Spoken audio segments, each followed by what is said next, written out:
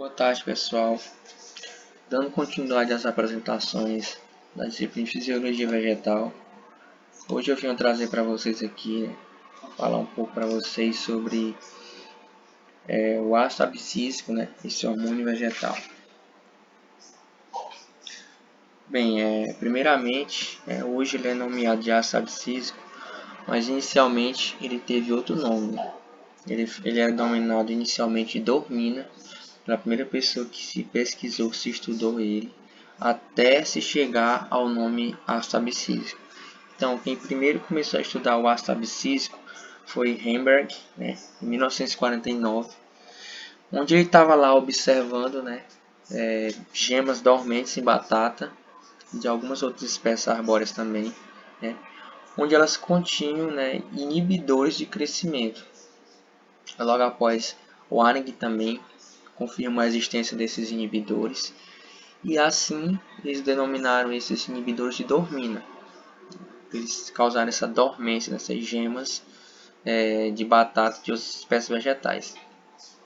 Mais tarde, na Inglaterra, Osborne e Carnes Endicott, nos Estados Unidos, em 1955, estudando a abscisão do algodão, isolaram o capulho maduro e encontraram essa molécula onde eles nomearam de abscisina 1, de abscisina 1 e abscisina 2, em 1955. Okuna, em 1963, Okuna e Comfort. Okuna em 63 e Comfort em 67. Eles isolaram e purificaram essas substâncias. E foi aí que eles observaram que a dormina, a abscisina 1 e 2, eram de fato o mesmo composto. E assim eles foram renomeados de ácido abscísico, por eles suspeitarem que o seu envolvimento do ácido abscísico com o processo de abscisão. Mas a gente já viu ao longo dessa disciplina, na apresentação de seminários, em que quem faz esse processo é o etileno, não é o ácido abscísico. O ácido abscísico é responsável por o quê?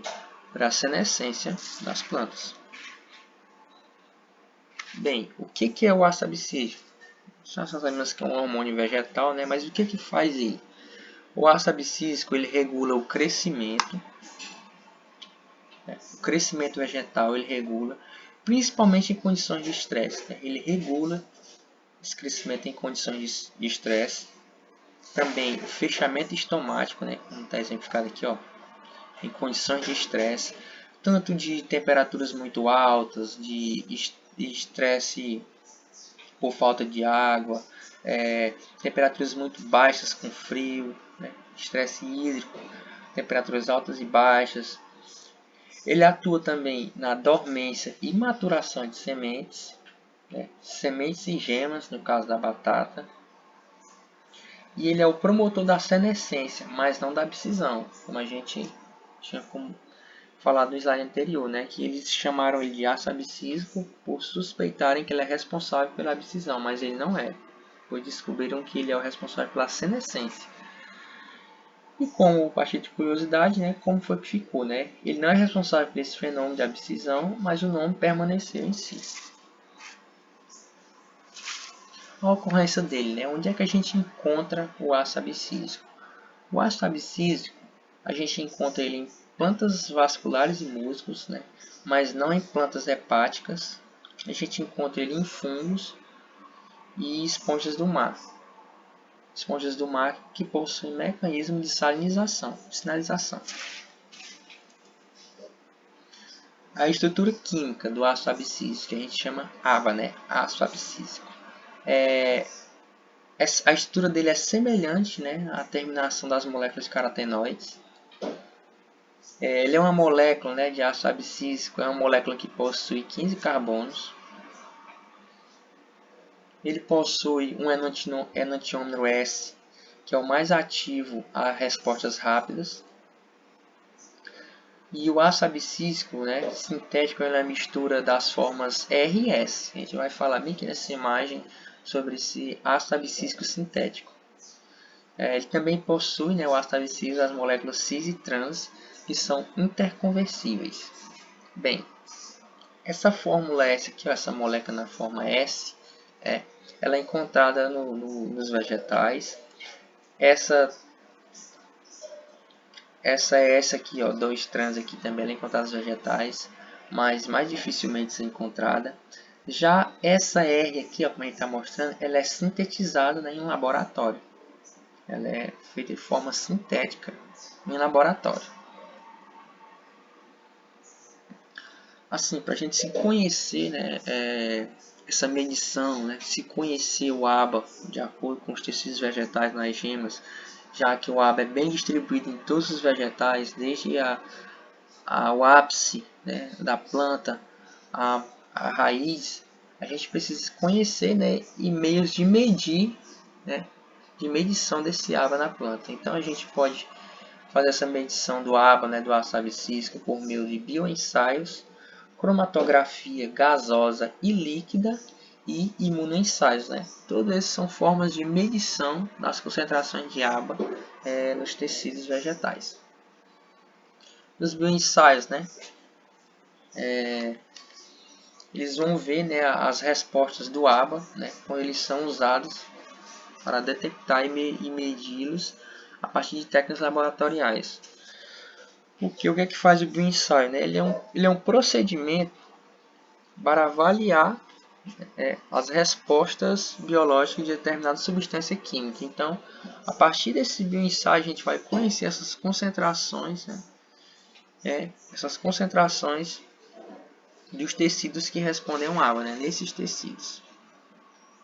A cromatografia, né, também é um processo de separação, identificação de componentes de uma mistura, né? Então, para a gente encontrar, né, essa substância química, dentre outras substâncias, a gente encontrar o ABA e se medir o ABA, né, nesses tecidos vegetais. Em que tem essas fases, ó. Fase estacionária, fase móvel, a migração diferencial, os componentes da amostra. Então, isso tudo aqui são fases, né, da cromatografia, né, líquida e gasosa para a medição do ácido abscísico nos tecidos vegetais. Os imunoensaios, né? O imunoensaio realmente é um teste químico, bioquímico, que mede a presença ou concentração de uma macromolécula, né? Uma macromolécula em quantidades bem pequenas, né? No caso de ácido abscísico, né? Utiliza isso para realmente se conhecer, né? Se encontrar o ácido abscísico em quantidades bem pequenas. A gente vai ver mais à frente, né, que na maturação de sementes, né, na embriogênese especificamente, a gente encontra ácido abscísico numa quantidade bem pequena. Então, o imunoensaio pode ser utilizado para isso. Essas ocasiões em que a concentração de ácido abscísico se encontra bem pequena. Por conta de que o ácido abscísico ele sempre vai responder, né, às condições de estresse, ou seja, a sua concentração ela sempre vai aumentar nas condições de estresse extremo. Então, a sua concentração ela vai se encontrar baixa em ocasiões em que não está tendo um estresse, né, as condições para a planta. A biossíntese, o metabolismo e o transporte do ácido abscísico.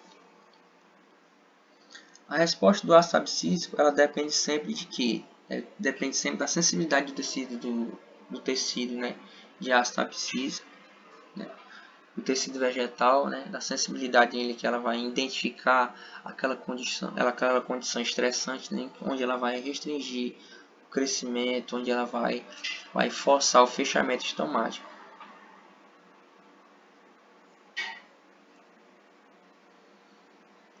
A biossíntese do ABA, né? O ácido abscísico ele ocorre nos cloroplastos, né, em outros plastídeos.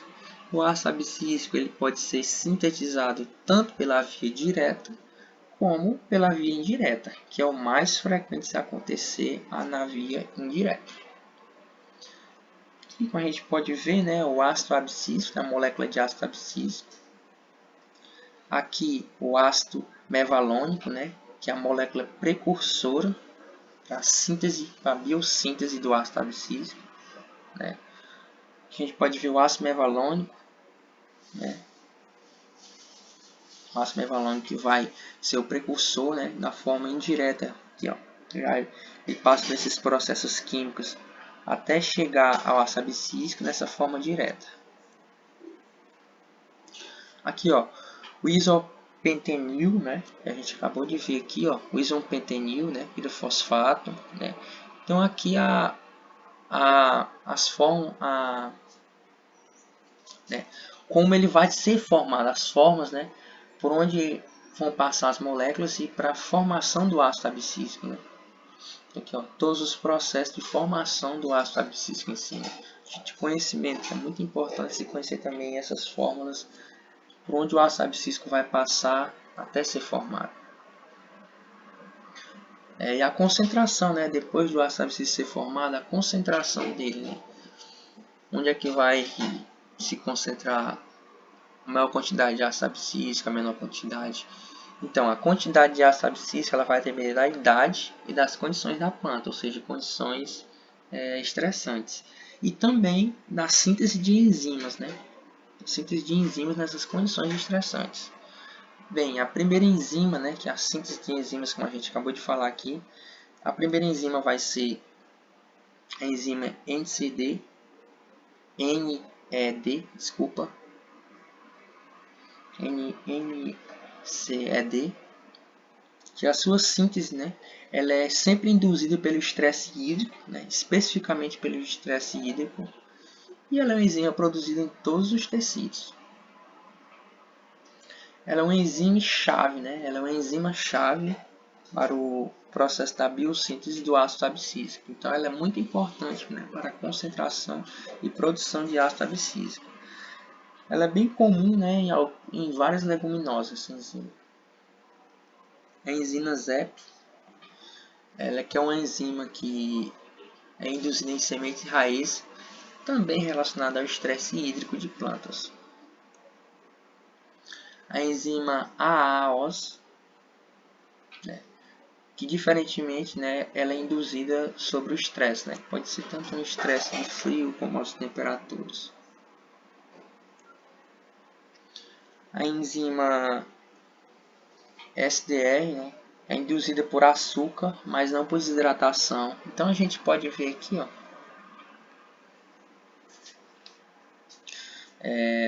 a diminuição, né, o potencial hídrico diminui à medida que o solo perde água. A gente pode ver aqui, né, a diminuição da resistência estomática ela cresce, né, e a concentração de ácido abscísico ela vai acompanhando essa curva, né, ela vai acompanhar essa curva, né, o ácido abscísico vai acompanhar essa curva, conteúdo de água. Então, à medida que a diminuição da resistência estomática cresce, a concentração de ácido abscísico também cresce. E o momento em que a resistência estomática cai, a concentração de ácido abscísico também cai.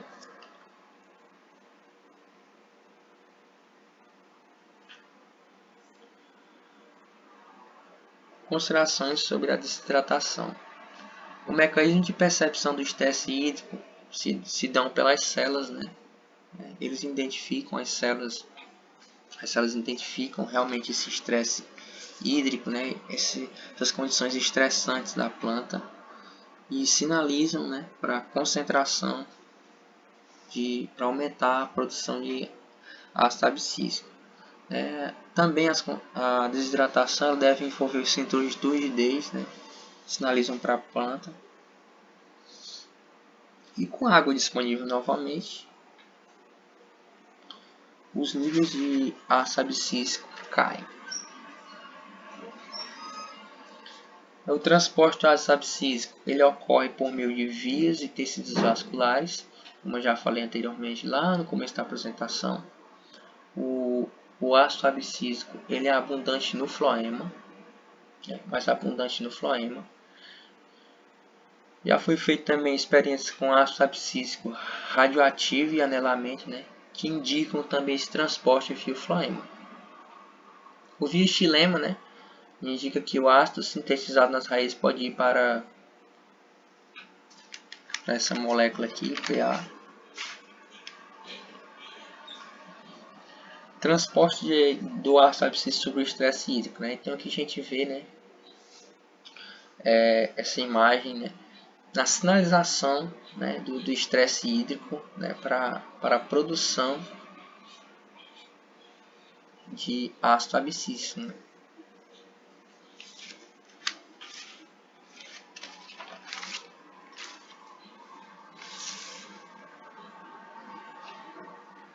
Efeitos do ácido abscísico na fisiologia e desenvolvimento.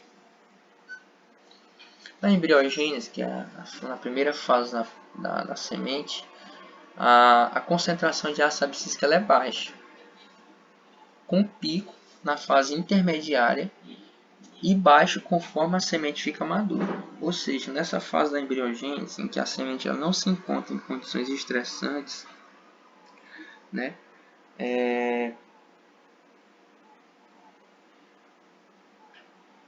ela não se encontra em condições estressantes, a sua concentração de ácido abscísico ela é baixa. Mas já na fase intermediária, né, em que a planta sim, ela vai se passar por condições, né, que a semente já vai se desprender da árvore mãe, ela já não vai encontrar mais condições tão favoráveis, né, e o nível, né, a concentração de ácido abscísico ela aumenta. Então, nessa fase intermediária que chega o pico na concentração de ácido abscísico. Quando a semente fica madura, conforme a semente vai ficando madura, né, o seu nível de ácido, sua concentração de ácido abscísico também cai. Durante a maturação, né, que o embrião entra em quiescência, é onde o ácido abscísico, né, ele promove essa tolerância de dissecação. Ele inibe, né, como a gente viu na introdução desse trabalho, ele inibe a germinação, mas também ele inibe também a viviparidade, que é essa anomalia que acontece em diversos tipos de fruta, aqui no exemplo do milho, né, em que plantas que estão, né, frutos que estão com essa deficiência, as sementes elas encontram condições favoráveis no fruto, né, e elas germinam, né, precocemente, né, que a gente chama de dormência embrionária, né, que assim, ela tem todas as condições favoráveis, ela tem essas condições de umidade, ela tem reservas. Então, por que ela não germina? Justamente porque ela tem que esperar esse período, né, para não germinar precocemente. Então, isso é a viviparidade, né? Então, com essa adição do ácido abscísico, com essa concentração de ácido abscísico, é que inibe essa germinação precoce. Regulação e maturação de sementes. Na embriogênese, a concentração de ácido abscísico é muito baixa. Sementes em amadurecimento. Desculpa, tinha errado o slide. Sementes em amadurecimento. Eles desidratam, né, e o embrião acumula reservas que são abundantes na embriogênese tardia. Ou seja, com essa atividade do ácido abscísico, faz com que o embrião acumule reservas, né, que vão servir para posteriormente para as próximas ciclos da semente. Essa molécula Leas, né, ela está envolvida na tolerância à dessecação, né?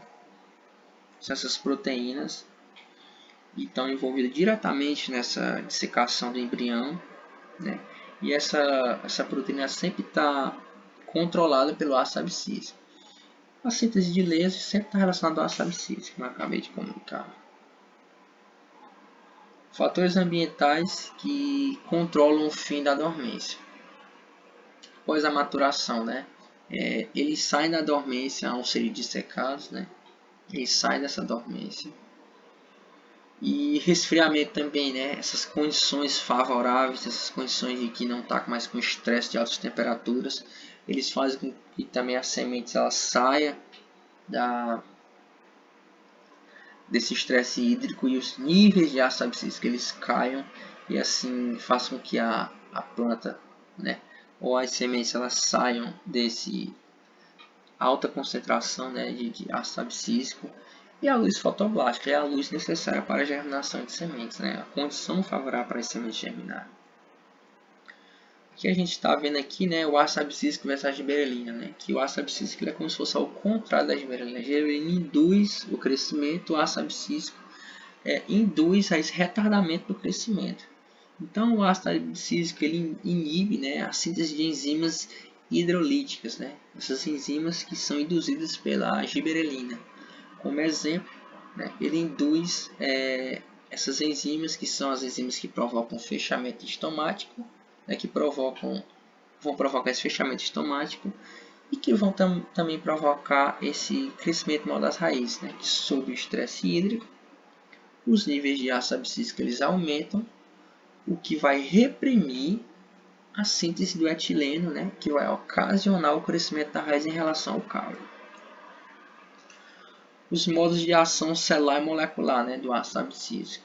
Então, a percepção ela pode ser extra e intracelular, né, do ácido abscísico. A intra é quando o ácido abscísico ele precisa entrar na célula para ser efetivado, e a extra possivelmente o ácido abscísico se liga a um receptor, né, que não é identificado ainda, fora da célula e tem sua função efetiva. Como a gente pode ver na imagem, né, os estágios específicos de desenvolvimento, estímulos ambientais, né, provocam a elevação do ácido abscísico. A percepção do sinal pela célula, né, a gente pode ver aqui, que eles vão respostas rápidas, né, respostas lentas. Respostas rápidas vai acontecer o que? Fluxo de íons de balanço hídrico, né, expressão dos genes, né, vão tolerar isso, né? Fechamento estomático. Se a espécie ela tiver, né, genes que são adaptados a essas condições, o desenvolvimento das sementes tolerantes à dessecação. Então, tudo assim que a gente vê a percepção, né, extra e intracelular.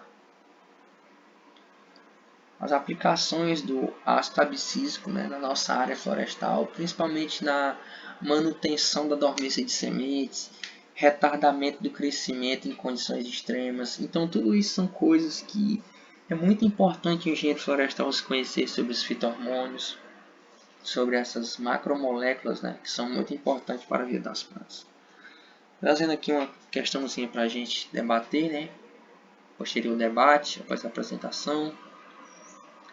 Essa questão aqui fala um pouco sobre o ácido abscísico, mas que vai envolver também outras moléculas. Essa outra questãozinha aqui, ó, questãozinha para concurso, para a área de engenharia florestal, né, para engenharia florestal. Também vai envolver outras moléculas, né, mas todas foram vistas aqui em apresentações. Essa outra aqui, ó, né, para engenharia florestal também. E obrigado.